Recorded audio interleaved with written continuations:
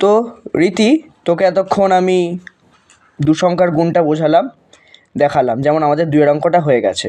তো আশা করি তুই বুঝতে পেরেছিস। হ্যাঁ তো তুই তাহলে এই 3-এর অঙ্কটা করে ফেল দেখি। ঠিক আছে।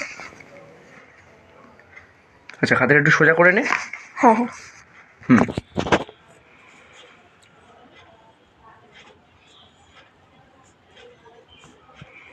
তাহলে আগে দাগ নাম্বার দিয়ে লিখে দিচ্ছিস, তাই তো? হ্যাঁ।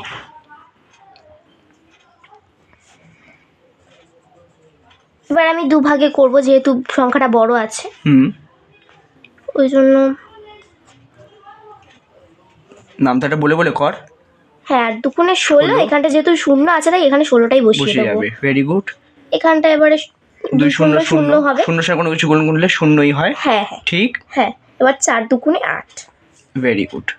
এবার নিচে গুণের সময় নিচে গুণ চিহ্ন দিতে হয়। হ্যাঁ, এবার সেমি করে দেবো।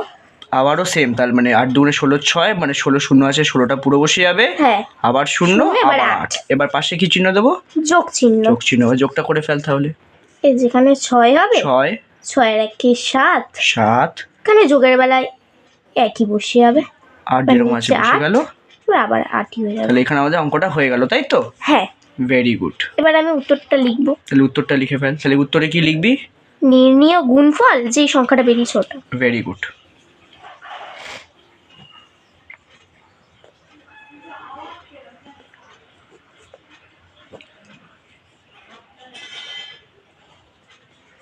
এবার লিখে দেবো উত্তরটা।